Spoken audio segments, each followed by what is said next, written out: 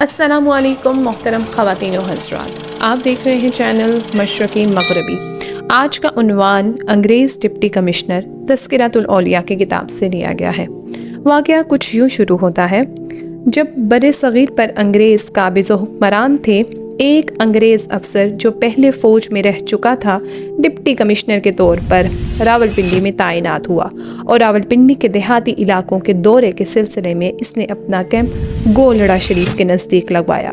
اس نے خیال کیا کہ قبلہ پیر مہر علی شاہ صاحب رحمۃ اللہ علیہ اس کو سلام کرنے کے لیے ضرور آئیں گے، لیکن آپ نہیں گئے۔ آخرکار اس انگریز ڈپٹی کمشنر نے آپ کے آستانہ عالیہ کے بالکل نزدیک کیمپ لگوایا اور اقامت اختیار کی۔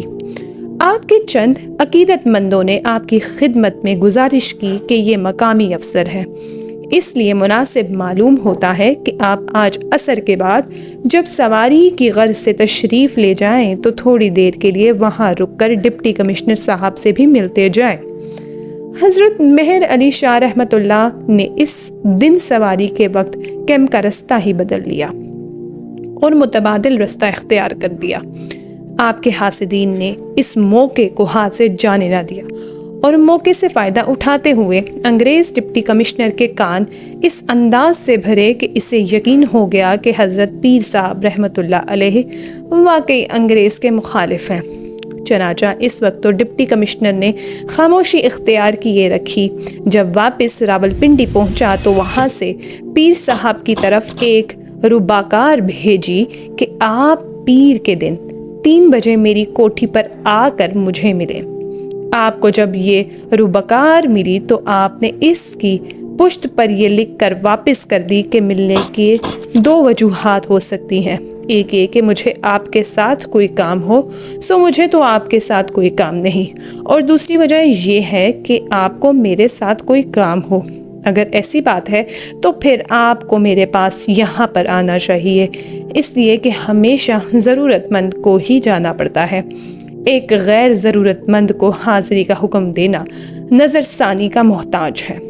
جب ڈپٹی کمشنر کے پاس آپ کا یہ جواب پہنچا تو اس نے قاضی سراج الدین بیرسٹر مشورے کے لیے بلایا، جو کہ اس زمانے میں سرکاری وکیل تھے۔ قاضی صاحب نے ڈپٹی کمشنر کو سمجھاتے ہوئے کہا کہ آپ کیوں ایک ایسے شخص سے الجھنا چاہتے ہیں جو دونوں جہان پر لات مارے ہوئے ہے اور اللہ تعالیٰ کے سوا دنیا اور معافیت سے کوئی تعلق نہیں رکھتا۔ ڈپٹی کمشنر سمجھدار آدمی تھا۔ اس نے سمجھداری کا مظاہرہ کرتے ہوئے اس معاملے کو انا کا مسئلہ نہ بنایا اور حضرت پیر مہر علی شاہ رحمۃ اللہ کو اطلاع بھجوائی کہ میں خود ملاقات کے لیے حاضری دوں گا۔ چنانچہ چند یوم کے بعد وہ اپنی بیوی اور بیٹی کے ہمراہ حاضری کے لیے آیا۔ حضرت بابو جی رحمۃ اللہ علیہ اور ملک گلاب خان نے دربار شریف سے تھوڑا آگے جا کر ان کا استقبال کیا تو انگریز ڈپٹی کمشنر ان کو دیکھ کر کہنے لگا، اگر ہم بادشاہ ہیں تو پیر صاحب بھی شہنشاہ ہیں۔ اگر وہ ہمیں ملنے کے لیے نہیں آئے تو ہم ان سے ملنے کے لیے آ گئے ہیں۔ ڈپٹی کمشنر جب حضرت پیر مہر علی شاہ صاحب رحمۃ اللہ علیہ کے پاس پہنچا تو آپ نے اس سے تو ہاتھ ملایا، لیکن جب اس کی بیوی نے ہاتھ بڑھایا تو آپ نے اپنا ہاتھ کھینچ لیا۔ اس پر اس نے اپنے شوہر سے کہا کہ شاید میں بہت زیادہ گناہ گار ہوں، اس لیے پیر صاحب نے مجھ سے ہاتھ نہیں ملایا۔ ڈپٹی کمشنر نے جب یہ بات حضرت پیر صاحب رحمۃ اللہ کو بتائی تو آپ اس انگریز عورت کی کسری نفیسی اور عاجزی اور انکساری سے متاثر ہوئے اور ارشاد فرمایا کہ یہ بات نہیں ہے، بلکہ مذہب اسلام میں غیر عورتوں سے ہاتھ ملانے کی اجازت نہیں ہے۔ اس کی بیٹی کہنے لگی کہ بے شک بائبل مقدس میں بھی یہی حکم ہے۔ گفتگو کے دوران ڈپٹی کمشنر نے آپ سے پوچھا کہ کیا آپ کے پاس کوئی جاگیر ہے؟ آپ نے فرمایا، مشرق سے مغرب تک حضور غوث اعظم رحمۃ اللہ کی جاگیر ہے، جو ہمارے جد و امجد میں ہے، اور یہ سارا ملک ہمیں جاگیر میں ملا ہے۔ اس کی بیٹی نے آپ کے ہاتھ میں پکڑی ہوئی تسبیح کے بارے میں سوال کیا کہ یہ کیا چیز ہے؟ ارشاد فرمایا، اس پر میں اپنے مالک کا نام دیتا ہوں۔ اس نے پوچھا، آپ کا مالک آپ کو کیا تنخواہ دیتا ہے؟ آپ نے فرمایا، میری تنخواہ آپ لوگوں کی طرح مقرر نہیں ہے، بلکہ میرا مالک میری تمام ضروریات کے مطابق مجھے عطا کر دیتا ہے اور بے حد و حساب عطا کرتا ہے۔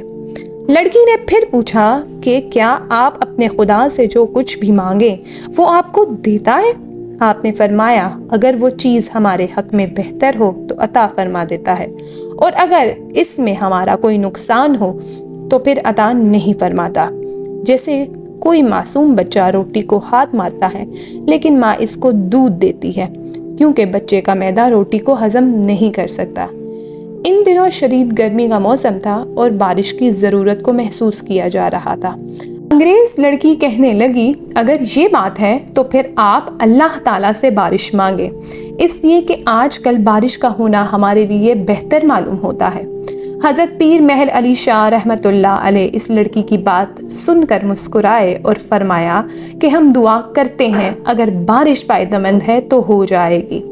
پھر آپ نے وہاں پر موجود حاضرین کو مخاطب کر کے بارش کے لیے دعا کرائی۔ آپ نے خود بھی ہاتھ اٹھا کر دعا مانگی۔